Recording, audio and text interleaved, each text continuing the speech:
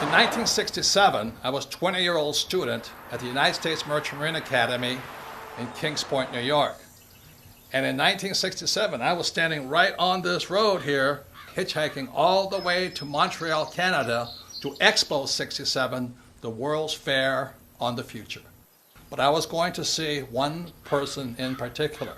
It was the geodesic dome, the U.S. Pavilion in 1967, designed by a man named Dr. R. Buckminster Fuller. It was a different time, and that was me in 1967 on my way to meet the man who could see the future. And he's one of the first persons that systematically defined how you and I can see the future. So that really intrigued me. Because if I could see the future, I could see the future of stock markets, bond markets, real estate markets, and all that. And so I had a very small reason to want to be a futurist. It's all about greed to make money. So then in 1981, I had the opportunity to study with Dr. Fuller up in Kirkwood, California, which is near Lake Tahoe. And I spent a week with him up there. And I realized he wasn't looking at the future of the stock market.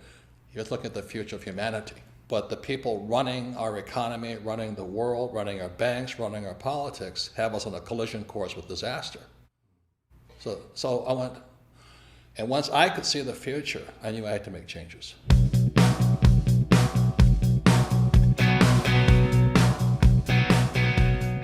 I was in rock and roll.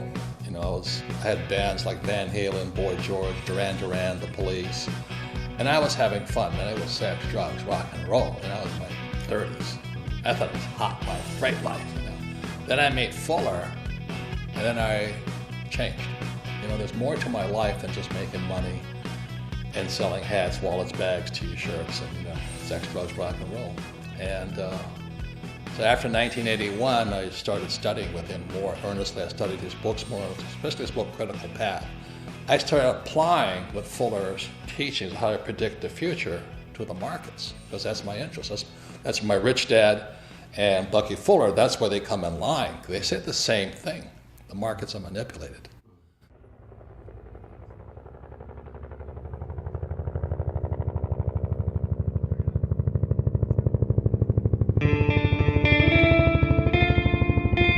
In 1969, I graduated from Kings Point and joined the U.S. Marine Corps and was selected for pilot training in Pensacola, Florida. In 1972, I was flying helicopter gunships in Vietnam. Also in 1972, my rich dad sent me a letter saying that President Nixon took the dollar off the gold standard in 1971. He said, "Be careful, the world is about to change." So in 1971 was when our wealth began to be stolen.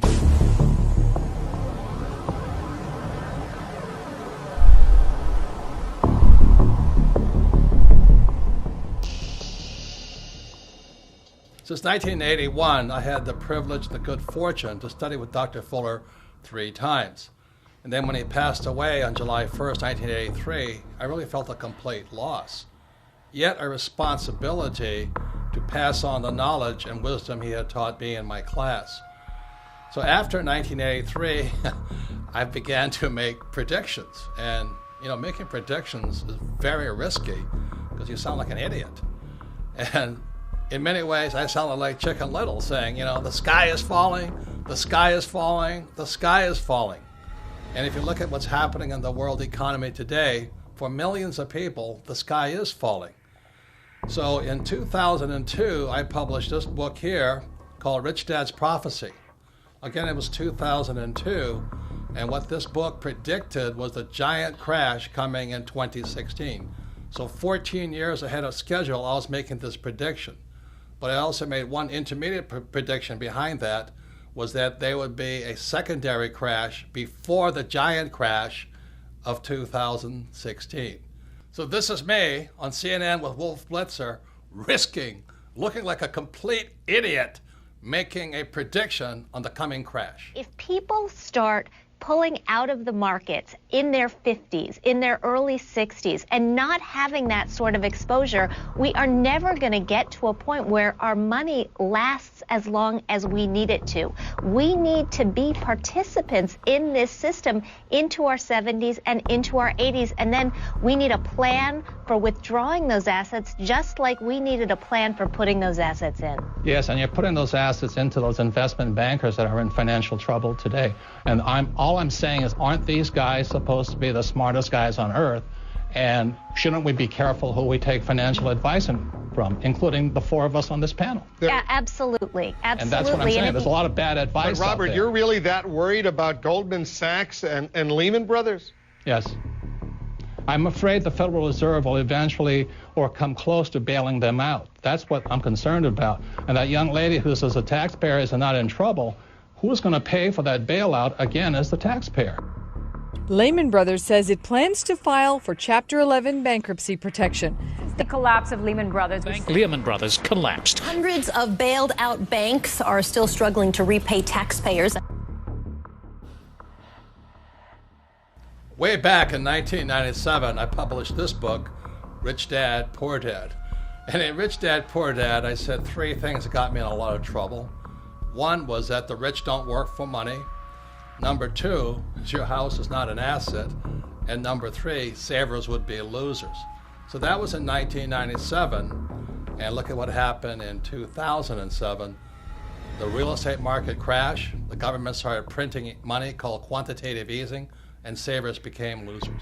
It's no secret that the California housing bubble has popped with hardships spread wide. Real estate expert Robert Kiyosaki predicted all of this would happen back in 2005, but most people didn't listen. It's the biggest financial bubble in the history of the world. Hoping this wasn't inevitable, but we have had a big jump in foreclosure filings. Let me tell you a little about this. There are 650,000 homes in the United States in foreclosure right now. U.S. foreclosure activity jumped 81% in 2008. With 10 million people lost their homes to foreclosure and were forced out onto the streets. And to this day, millions of people are still underwater. They owe more on their house than their house is worth. You want to know what real estate's going to do? Look at jobs. Right. We still have a bad job situation, so Right. it's still a bad real estate situation. Right. Real estate is only as valuable as there's jobs. What made you write Conspiracy of the Rich? It goes back to why don't we have financial education in our schools? Question: was the financial crisis a creation of a wicked conspiracy? A new online book, Conspiracy of the Rich, The 8 New Rules of Money, exposes what author Robert Kiyosaki says is a twisted tale of how the rich control the world economy through, you name it, the Fed, Wall Street, your schools, and the government that supports these entities. Robert Kiyosaki is the author of the best-selling Rich Dad, Poor Dad series. His first book in the series has held a top spot on the New York Times bestseller list for 6 years running. And he joins us on the program today. Hello, Robert. What is this conspiracy theory? You mean it's a few people at the top handling all of us like puppets on a string? Say it isn't so.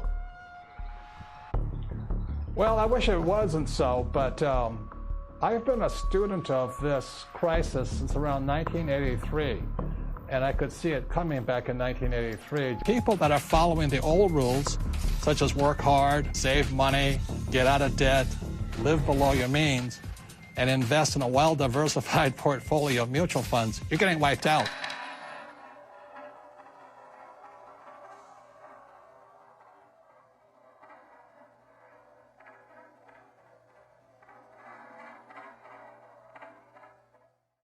So all coins have three sides. There is no such thing as a one-sided coin. See, all coins have heads on one side and tails on the other side, and the third side is the edge. So in real life, there'll always be people who say you're right, other people who say you're wrong. There's other people who are saying that we should be Republican or you can be a Democrat. See, the intelligent thing to do is stand on the edge. You see, intelligence is found on the edge. The moment you take a side, you say one side is right and the other side is wrong, you become an idiot. And in today's world, we have the battle between the capitalists and the socialists. I say both sides are right, but the most important thing to do is which side is best for you. So stand on the edge, be intelligent, and look at heads and tails. The test of a first-rate intelligence is the ability to hold two opposed ideas in the mind at the same time and still retain the ability to function. F. Scott Fitzgerald. On July 1st, 1983, I was driving down the highway in Honolulu, Hawaii, and it came over the radio, futurist and genius Buckminster Fuller passed away today. And this overwhelming sense of, I had to pull over to the side of the road, all these cars whizzing by, and just cry. I've mentioned the WinStar project, and one of the gentlemen who's involved in the WinStar project is named Buckminster Fuller. He's a very, very dear friend of mine. I consider the genius of our times. And this is a song that I wrote for Bucky that's part of the new album that I'm out in L.A. recording. I suppose that there are those who'll say he had it easy, had it made in fact before. Because he was what they call the grandfather of the future. John Denver talked to him. He was our hope, that he was going to bring about a better world. And so when he died, the question goes, well, who's going to replace him? And thank God I always remember what Fuller said. He says, in 1927, when he was a complete screw-up, he lost his businesses and all this, he says, what can I do? I'm just a little guy. So as I'm sitting on the side of the road, just mourning the loss of what I thought was the man who was going to lead us out of this mess we're in, I realized he was not there anymore. Then I had to ask myself, what can I do? I'm just a little guy. And in '84, I sold my businesses, quit my job, met this beautiful woman named Kim. My friend Blair Singh and I, now Rich Dad Advisors, we all held hands and we took a leap of faith. Went in and said, I don't know what we can do, but we have to do something. And we were broke for years. But we just kept teaching and talking to people what Fuller says and teaching the same things my rich dad taught me of how you never need a paycheck again and how you can find financial freedom versus job security. That's how strong his love for you and me. A friend to all the universe, grandfather of the future, and everything that I would like to be. In 1983, after Fuller passed away, and I read his book, Grunch of Giants, Grunch standing for Gross Universal Cash Heist, I understood what both men were saying. Our wealth is being stolen via our money system. Man can do is change the world and make it new again. Don't you see what one man can do? So the thing I'm upset about is our school system doesn't teach us anything about money and how the ultra-rich are manipulating the system via printing money. They're ripping us off for our money system. So that's why, as I said, there's three sides to a coin. You got to decide which side you're on. You want to be on the poor and middle class side? Knock yourself out. Have a good time. Work hard, pay taxes, and lose money. I want it to be on this side of the coin. The riskier side is the poor and middle class, because the state of the economy today, they're going to keep printing. We cannot survive this thing. The central banks will just keep printing money. And that's good for me because I'm going to make more money, but every time you print money, the poor and middle class get poorer. So that's why I wrote Second Chance. You have to decide where you want to be, I made my decision years ago. I don't want to be on the poor and middle class side. I want to be on the rich side. But I also found the social responsibility to let everybody know the whole picture.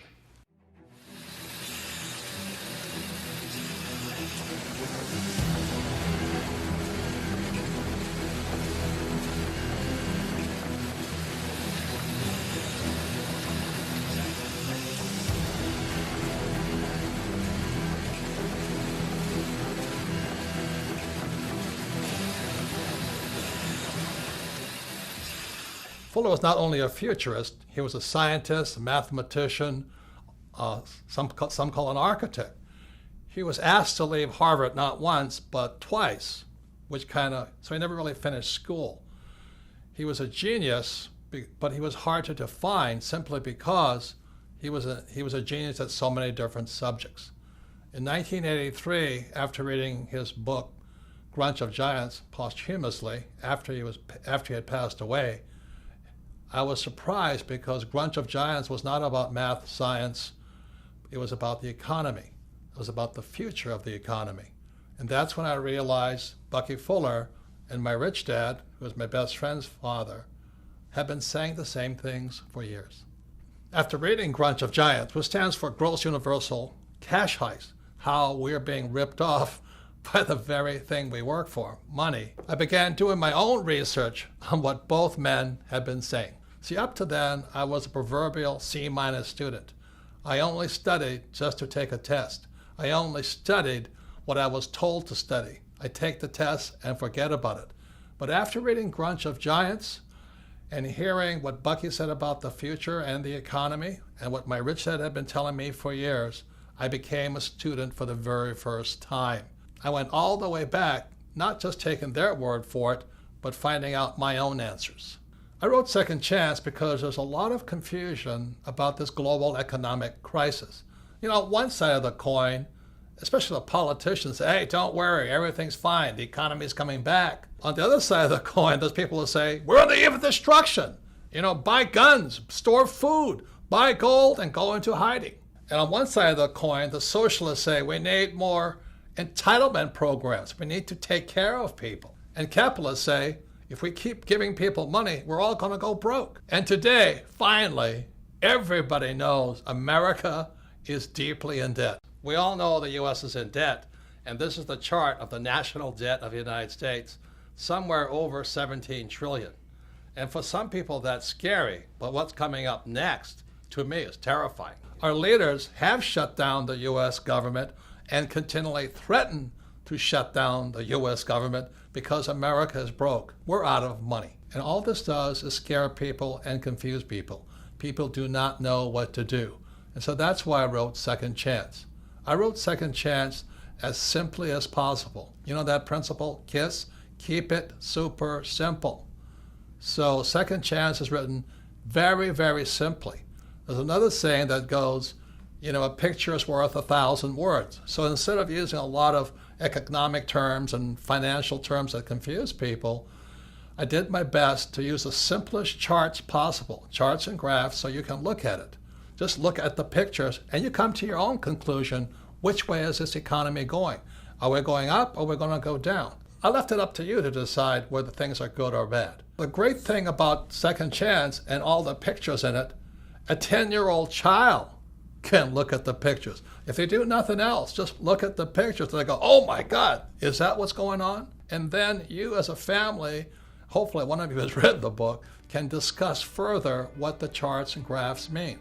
The following are examples of some of the charts you'll find in Second Chance. Remember, a picture is worth 1,000 words. So this first graph is a picture of the purchasing power of the US dollar. You know, people say there's inflation. There really isn't inflation. What's really happening is the purchasing power of the dollar is going down.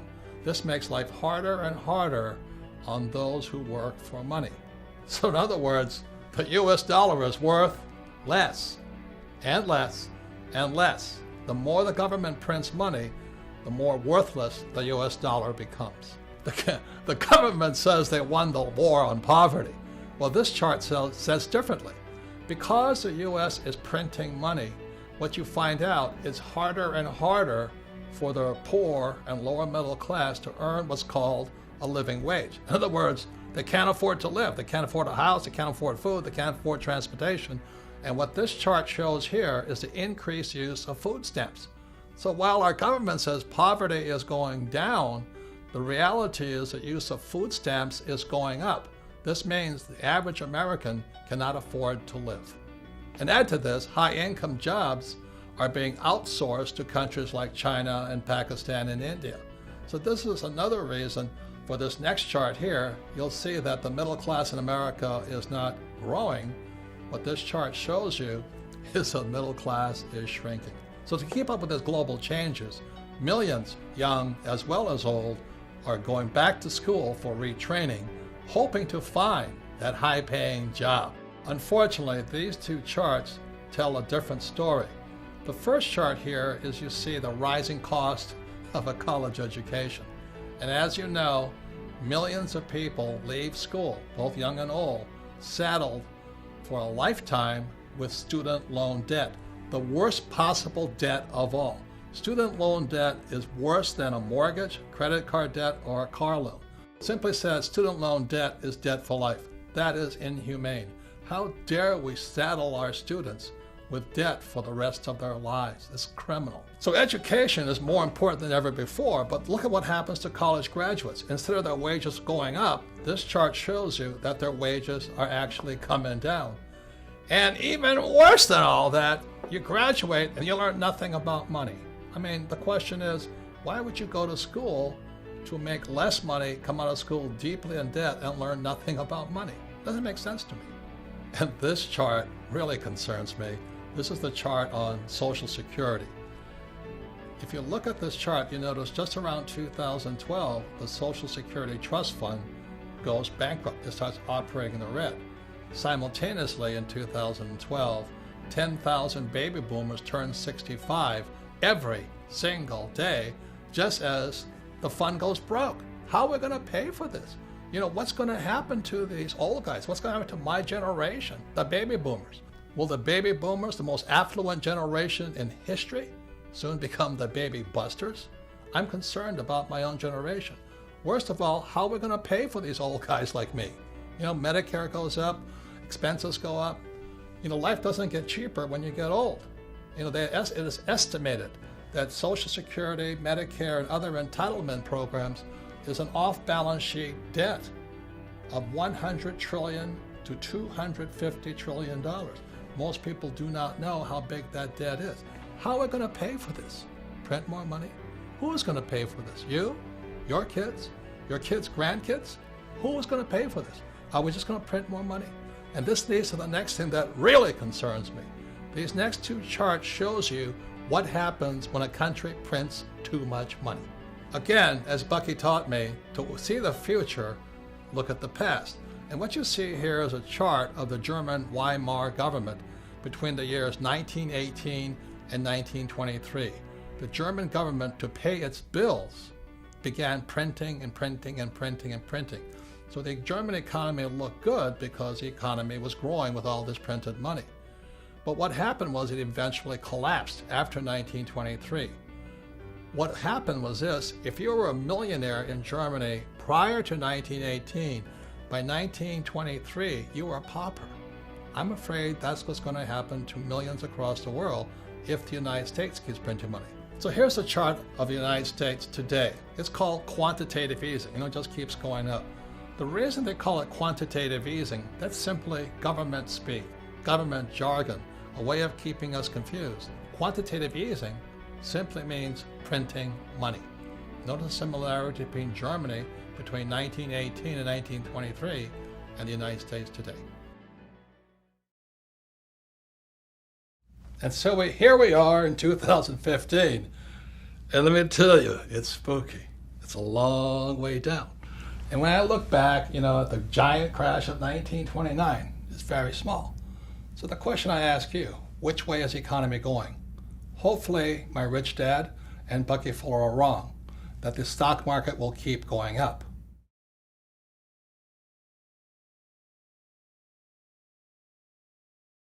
Looking for a savior, the German people elected Adolf Hitler Chancellor of all Germany in 1933. After taking control of Germany, Hitler is quoted as saying, "What luck for the rulers when men do not think." Same thing is going on in America today. That's why there's no financial education or school, and that's why our government can get away with what it's doing. I see similarities between then and now. Do you? And that's why I wrote Second Chance, because it's time we start to think.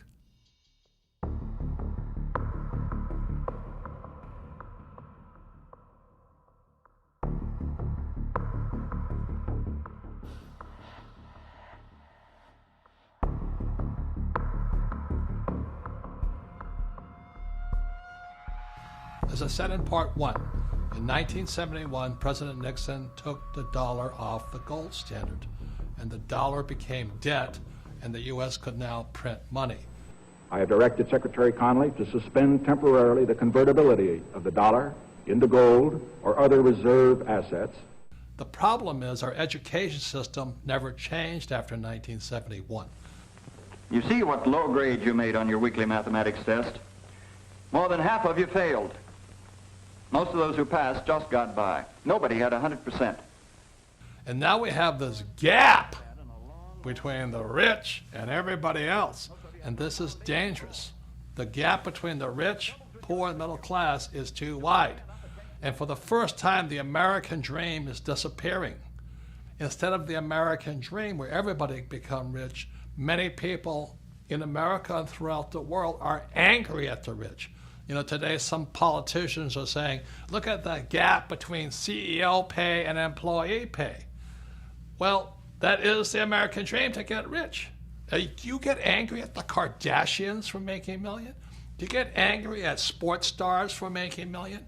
Do you get angry at rock stars for becoming rich? Look, if you're going to get angry at somebody, get angry at our school system. Look, this is not an economic crisis. This is a crisis in education, which is why I always ask, why is there no financial education in schools? That's where the gap is caused. You can't give people money and expect the gap to get closer. That's crazy. So this next section, you will find out from me, if I ran the schools, this is what financial education would look like. So now we're in part 3 of Second Chance, and part 3 is about what is financial education. Because you see, education also comes in 3 sides. On one side, you have traditional education, and on the other side, you have financial education. And our job is to stand on the edge and figure out what's best for you and me. I mean, what are you going to do about the financial crisis? Are you going back to traditional education, or is your second chance found in financial education? So traditional education is like my poor dad's education, which is go to school, you get a job and become an employee, you save money, you work hard, you get out of debt, you buy a house, and you invest for the long term in the stock market. And that's traditional education. And on the financial education side, which is my rich dad side, it's opposite. And that's what makes it hard for most people, because it's opposite. On rich dad's side, it's become an entrepreneur, somebody who hires employees. You understand debt, because debt makes the rich richer. You have to understand taxes, because taxes make the rich richer. And also you must understand markets. Yes, you must be able to make money when markets are going up and markets are going down. See, my concern is if there is this large crash coming, if markets come down, it's going to wipe out these guys on the traditional education side. So the question for you is, which side is best for you? For your second chance, is your second chance going to be found going back to school, traditional school, and getting a high-paying job, or being on the financial education side and learning to have money work for you? Which is best for you? So actually, financial education can be pretty easy. My financial education began when I was just 9 years old. It was when my rich dad, who was my best friend's father, he would teach his son and I about money playing the game of Monopoly. And we all know the great formula for Monopoly. It's 4 greenhouses, 1 red hotel. So I would play, rich dad, his son and me, we would play Monopoly all day long, and then I'd go home. The difference was my rich dad was kind of talking to us, teaching us to think like rich people. He was like a teacher, a coach, and a mentor as we played Monopoly. And then I'd go home to my poor dad, and he'd say, "What you been doing all day?" You know, I'd say, "Well, I've been playing Monopoly." "Ah! What a waste of time. Go and do your homework. Because if you don't do your homework, you won't get good grades, and you won't get a good job." So that's where my financial education began. See, my poor dad's a great man. He graduated from the University of Hawaii in less than 2 years. He went on to Stanford, University of Chicago, and Northwestern, ultimately getting a PhD and becoming the head of education for the state of Hawaii. So he was academically smart, but he had no financial education. On my rich dad's side, my rich dad never finished school, but he understood how to play the game of Monopoly. So he taught his son and me, starting at age 9, and we played that game probably 1,000 times over the years. We played it until I was in my 30s with rich dad. And today, what I do, and my wife does, is we play Monopoly in real life. So this is my question to you. For your second chance, is it time for you to start playing Monopoly in real life?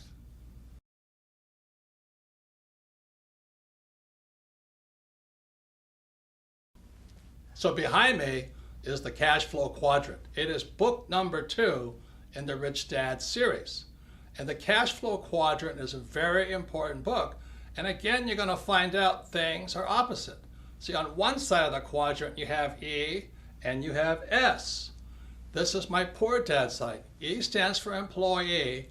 S stands for self-employed, small business, specialty, a specialist, or a star, like a movie star or golf pro. So you have E's and S's on one side, and on my rich dad side, you have B's, which stands for big business. These are the guys like Henry Ford, Mark Zuckerberg, Steve Jobs, Bill Gates. And I stands for investor, but just not any investor. This stands for professional investor. See, most people who invest on the E and the S side, they invest in 401ks, they invest in IRAs and Roth IRAs. These guys are passive investors. When we talk about investor, we're talking about proactive, professional investors. So on this side is my poor dad side, E's and S's, and on this side are B's and I's, and this is my rich dad.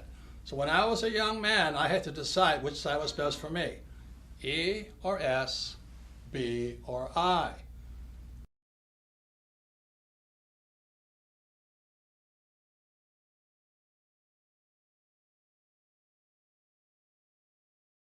So this is a very important subject now. It's called taxes. Now, most people hate paying taxes. So let me ask you this question. You have E's, S's, B's, and I's. Who pays the most taxes?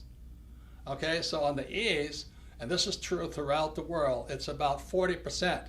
So if you're an employee, a major part of your paycheck goes to pay taxes, and that's how your wealth is being stolen. If you're an S, which is self-employed, movie star, or a specialist like an accountant, attorney, or a doctor, you pay 60% and higher. So the E's and S's pay the highest taxes possible, and these are the people who went to school and they're told to work hard for money. On the B and I side, which is the rich, the B's pay 20% in taxes. They pay much less, and the I's, the professional investor, pays as little as 0% in taxes. So some of you are saying this is not fair. And I can understand that because most people are on this side looking at this side. But let me just say this to you. Tax laws are fair.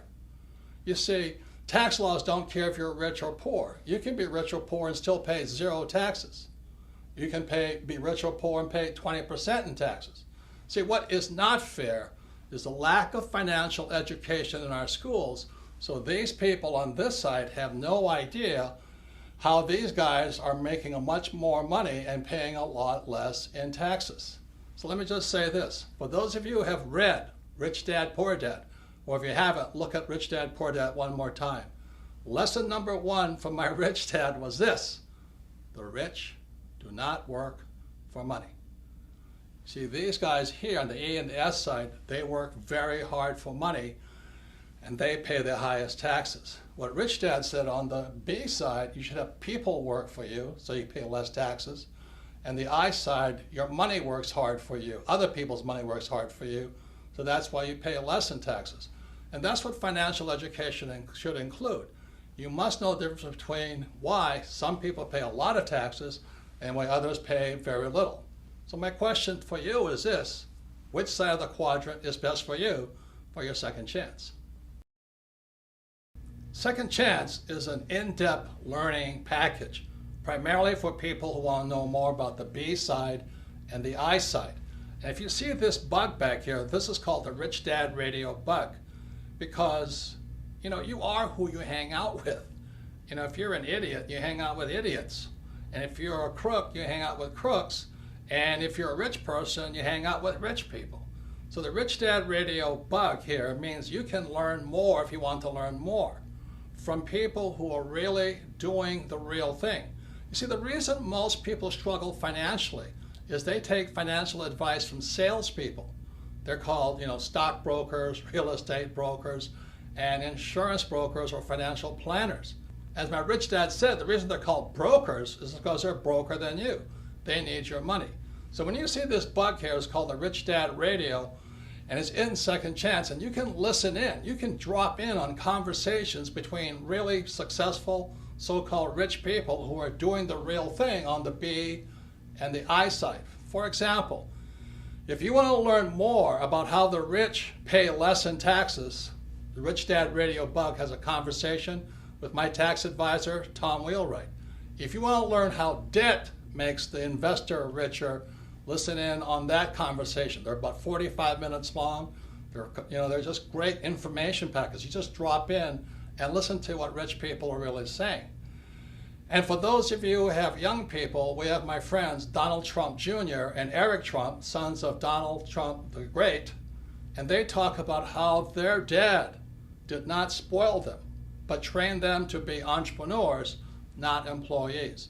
So this Rich Dad Radio Bug is part of your in-depth learning package included in the book Second Chance. Remember, you are who you hang out with.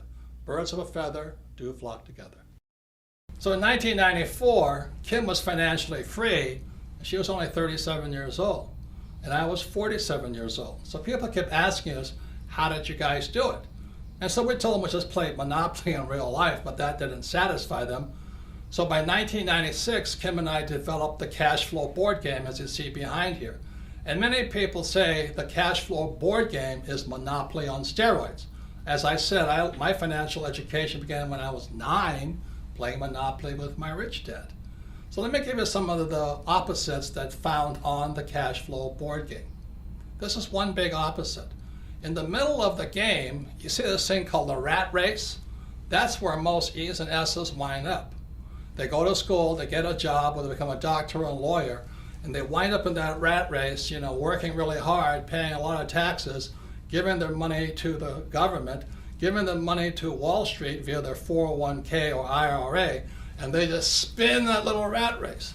But that's not what the rich do. So those on the B and the I side, they invest in what's called the fast track.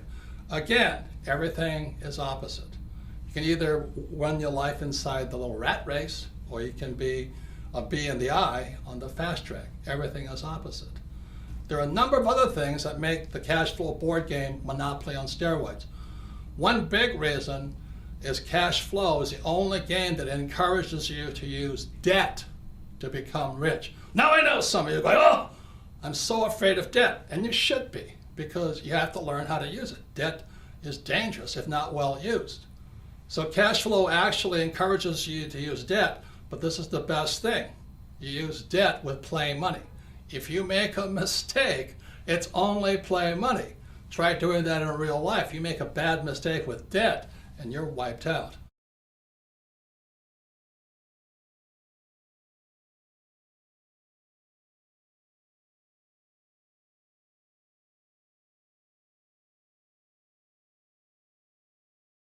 This is the most important part of the cash flow game. The cash flow game, again, Monopoly on steroids, is the only game that teaches you to use a financial statement.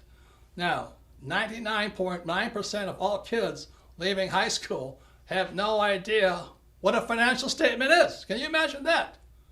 You see, on my poor dad's side, the E and the S side, my poor dad says, oh, you have to have good grades.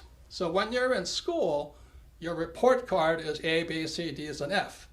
So my rich dad on this side said, on the B and the I side, your report card is called a financial statement.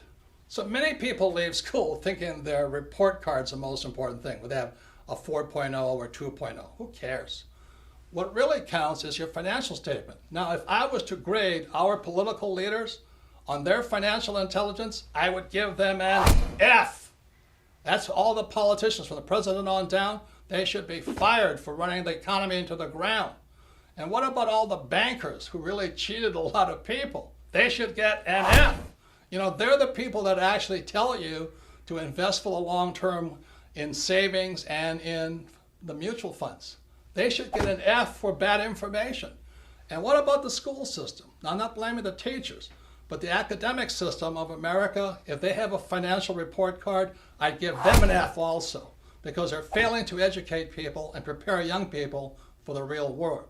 Remember, the banker wants to see your financial statement. But the people on this side, they're still living in the past. Oh, I'm an A student. I have a 4.0 average.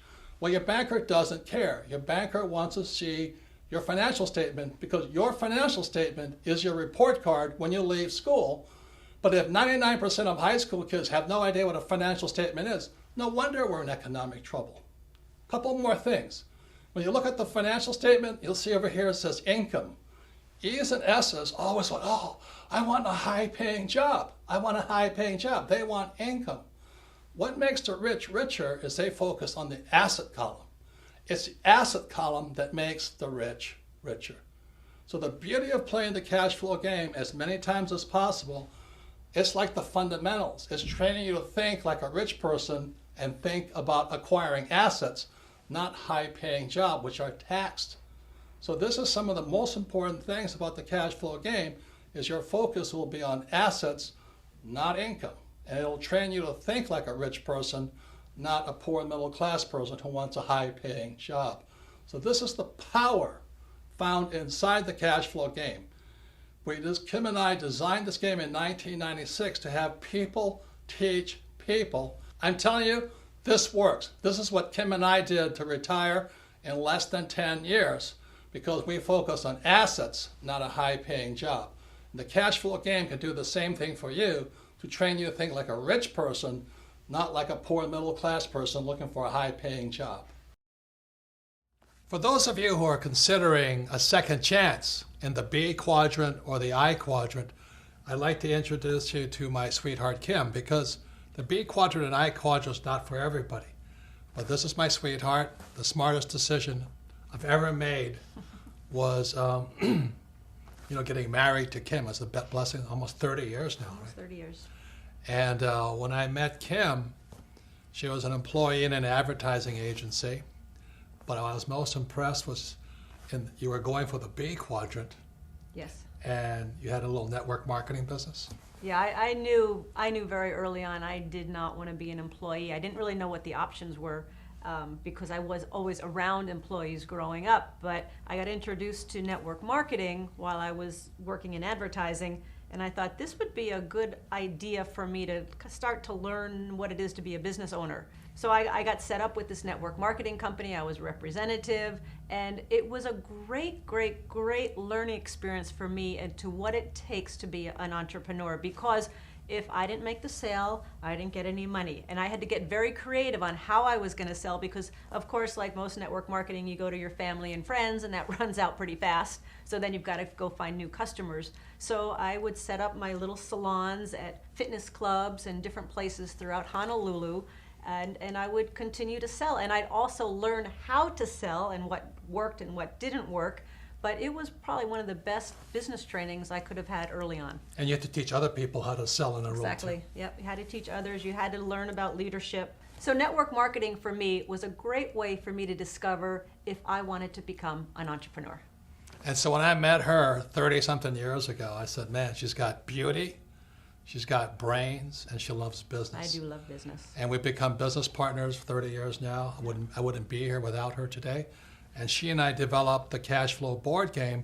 For those of you who want to find out if you want to be a professional investor versus a passive investor, if you're tired of 401ks and IRAs and Roths and all that other stuff, that's what we developed the cash flow game for. Yes, and so we developed the cash flow board game basically to teach people what it was Robert and I did to become financially free. Yes, so we recommend network marketing if you want to move into the B quadrant, and for those interested in becoming professional investors, check out the cash flow board game.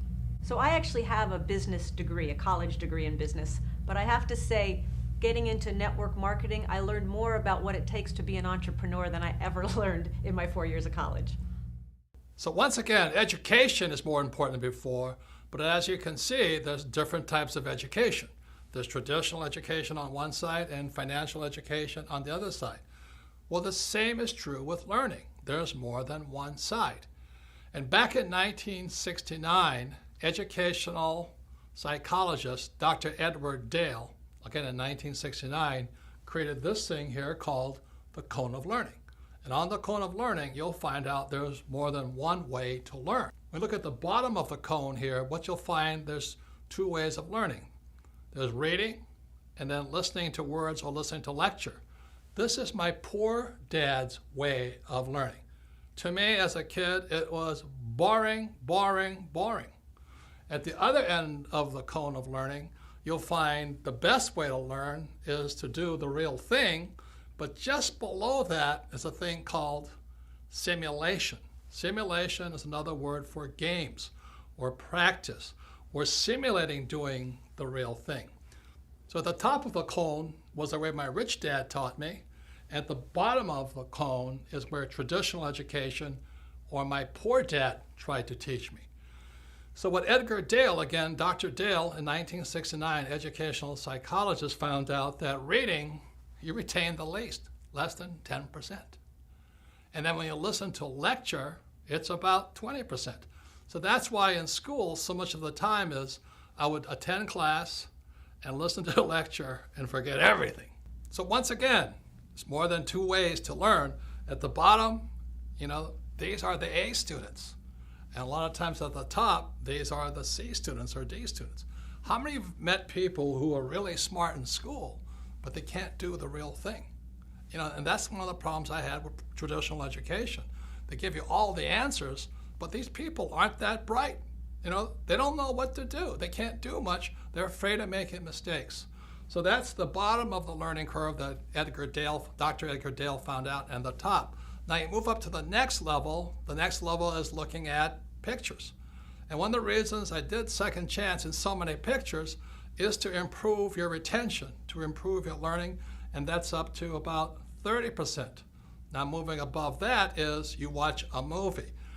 And this movie called The Man Who Could Predict the Future is, again, we did it just to increase your retention, so you remember more and forget less.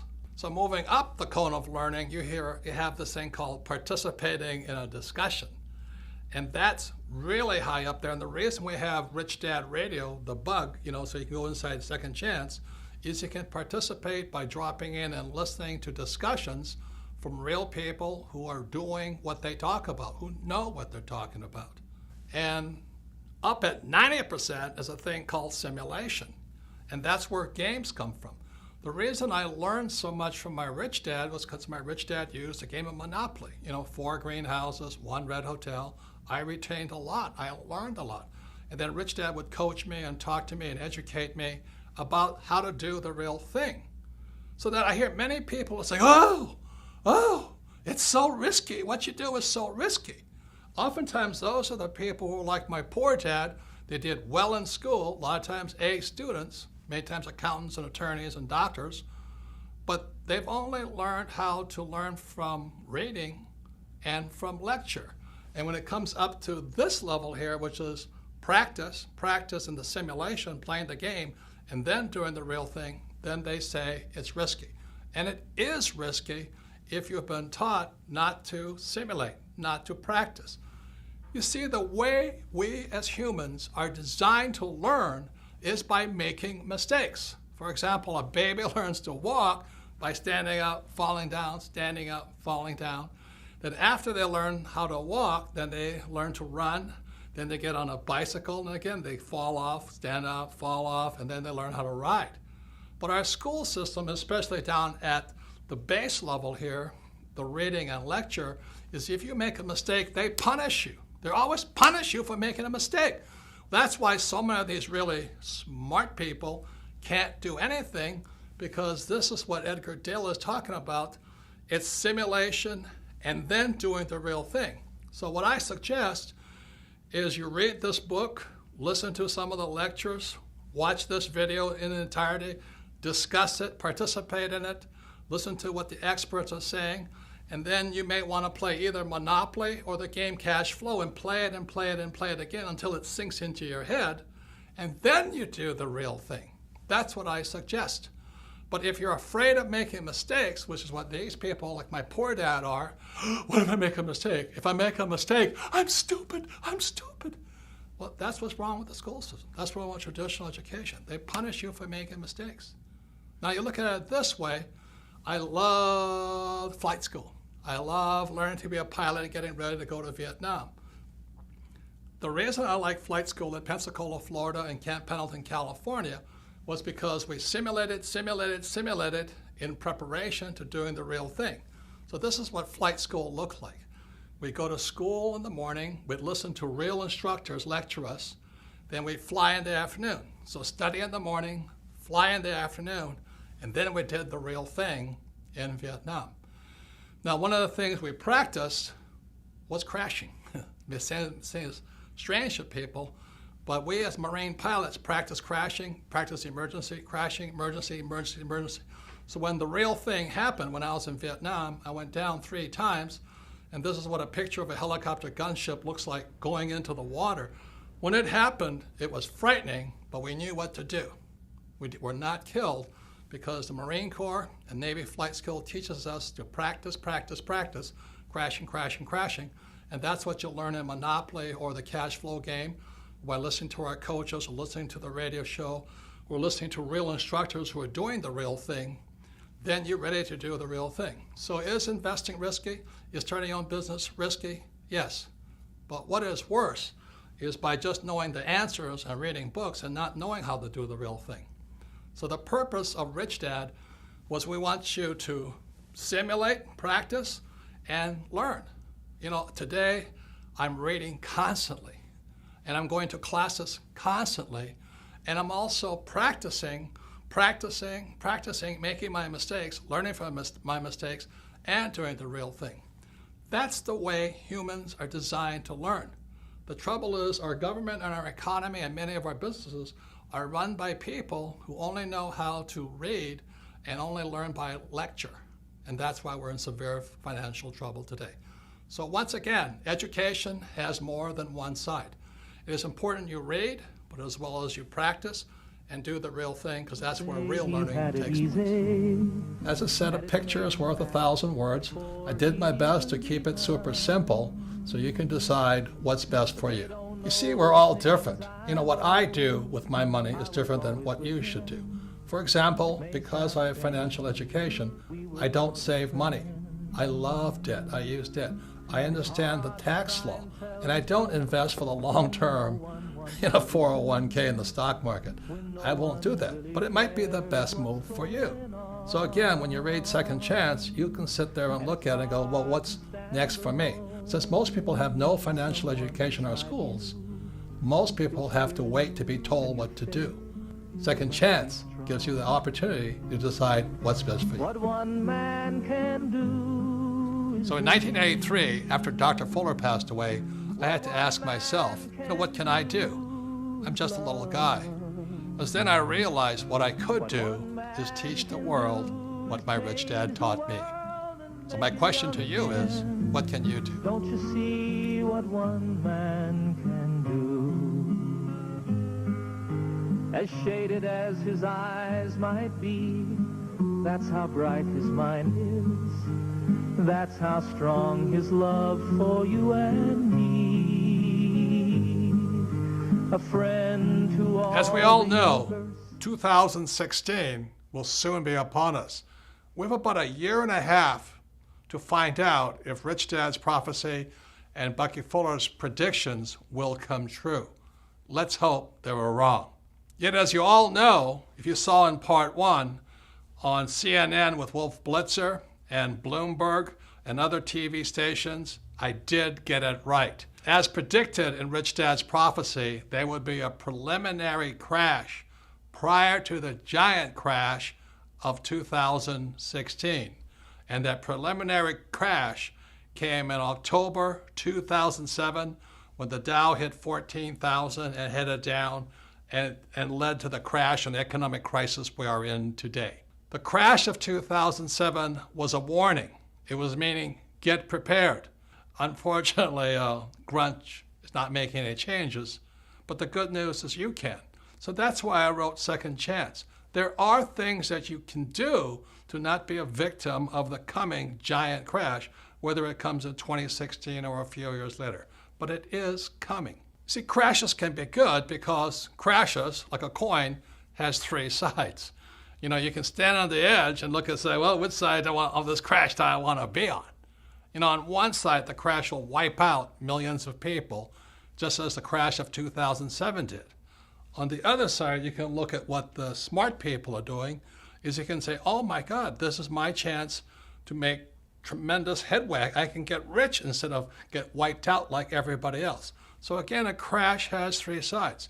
Your job is to decide which side do you want to be on. You want to be on the side that gets wiped out, or you want to be on the side that makes fortunes because of it.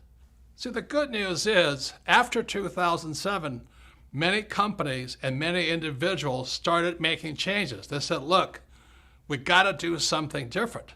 So those people, when the next crash comes, again, be it 2016 or a few years later, they'll be stronger, better, more prepared to do very well when that crash comes. So the good news is, in a crash, you can get richer much, much faster.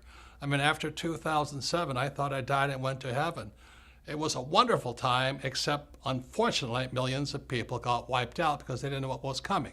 So remember this, it's really a good time in a crash because when things come down, you actually can get rich faster if you know what you're doing. For example, and let's say this doesn't happen, let's say the US dollar crashes, it goes down. Well, on the other side of it, if you're in precious metals like gold and silver, you can get rich really quickly. That's how crashes work. Another thing, if the dollar crashes, savers will be losers, but debtors will be winners. That's what we're coming up against in 2016. And if there is a crash in 2016, unemployment will go through the roof, which is bad for most people. But what will happen also is millions of people will want to join a network marketing company, or they'll finally want to learn to be entrepreneurs rather than employees. So there's good and bad, always three sides to every coin. So let me explain to you what's happening. On page 319 in Second Chance, you will find out why savers are losers. But let me add another layer of expertise to you. So let me get my flip chart and I'll explain to you why savers are losers today. So now don't check out on me right now. I know this may look a little confusing, but I promise you I'll make it as simple as possible. But this is how grunge is ripping off people today. This is what my rich dad saw back in 1971 and Bucky Fuller saw, which he wrote about in 1983. So this here is an equation called the exchange of money. Again, don't check out on me, hang on, but you'll understand how how grunge rips you off if you save money. So this M stands for money supply. Now why that's important is because after 1971, they could print as much money as they liked, okay? V stands for velocity, how fast your money is moving. So people who save money and people who invest for the long term, ILT, their money has no velocity. That's why savers are losing. They're printing all this money and your money is sitting still. Now what the banks have to do is they have to give the money to people like me who are in the B and I quadrant. These are the E's and S's. These are the B's and I's. So your money is not moving. They really do not need your money. What they need are people like me to borrow money, because the only way the bank makes money is they give money to me, I borrow it, and I pay them a little bit of interest. So this is amount of money, money supply, this is velocity of money, and after 1971, they didn't need your money. Now, this equation is really important here. It's P times Q, sometimes called price and quantity. In other words, they call this nominal GDP. The reason Fuller and my rich dad could say you're getting ripped off is because this now in America is moving to China, Pakistan, India, Africa, Mexico. In other words, our production is being moved overseas. You remember when I was a kid, Ford Motor Company had human beings, making cars. Today, they're robots making cars. They don't need you. And where are those robots made? Those robots are not made in America. They're made in China, Pakistan, India, Mexico, which is good for those countries. God bless them. But unfortunately, every time you want more money, P stands for price. The big corporations like Nike, like Apple, like General Electric, they just move the jobs offshore. So that's what's really wiping out people today, is that you want more money, they're going to move offshore. And that's what's really killing people today. So if you don't understand this, don't worry. Part of it is inside Second Chance. But this is the equation. After 1971, they don't need your money anymore. That's why they don't pay any money for your savings. They don't need it. But they do need people like me who can use debt. And what the grunge is here is they're just the big corporations. They're not really U.S. corporations. You know, that you think Apple is a U.S. corporation? It's not. You think General Electric's a U.S. corporation? It's not. You think Nike is a U.S. corporation? It's not. So you sit there waving the American flag, but our jobs and our factories are going overseas. And so what they tell you to do is to save your money, invest for the long term, and you're getting screwed because your money is not moving. So let me give you one more example of what's happening with your money like this. Let's say I had a restaurant, and in a night, I serve one setting of tables. One set of customers come in. I make X amount of money. But what velocity means, you want to serve 2 sets of people, 3 sets of people. And that's what velocity means. If your money is parked in a savings account or in a long-term, investing for the long term, you're getting screwed. You're getting screwed because your money is not moving. There's no velocity. So on page 319 in Second Chance, I write about what I do. I'm not recommending that you do it, but what financial education allows me to do is I keep my money, but it's not really my money, it's your money moving. And that's one reason the rich are getting richer. And again, this is how grunge, this is how Fuller and Rich Dad could predict that your wealth was being ripped off by the biggest banks, our corporations, and our school system. So this is the thing called the velocity of money. Your money is not moving, that's why you're being ripped off, because they keep printing more of it. And if the stock market crash, the people who don't move their money get wiped out. So if you don't understand this, don't worry. 99.99% of the people don't. In fact, the economists in my economics class who taught me, they didn't understand it either. They don't understand this because most economists, they save money and they have a retirement account. They have to be an investor, a B or an I, to understand this. So if you don't understand it, the reason this video is made available to all of you is sit down with your friends, 2 or 3 friends. Watch this video. Discuss this. Discuss the whole video. Do it 2 or 3 times because repetition is how we learn. Every time you watch this video, you'll learn a little bit more. So if you don't understand this, don't worry about it because the economist who taught me this when I was in business school, he didn't understand it either because he saved his money and he invested for the long term in the stock market. And what the rich are doing is to keep the speed of their money, the velocity of their money up. Please discuss this a number of times and you'll see a whole nother world. So the people that pay the highest taxes, again, are employees in the E quadrant, self-employed in the S quadrant, savers, and employees with 401ks. These are just examples of the ways grunge rips us off, steals our wealth, just because we have no financial education in our schools. That's criminal. If Fuller's predictions are true, the next 20 years will not be like the past 20 years. So for those of you who think your job is safe, think again. For those of you who think your savings are safe, think again. And for those of you who think your college education will save you, think again. The next 20 years will be unlike anything like the past 20 years. So be prepared.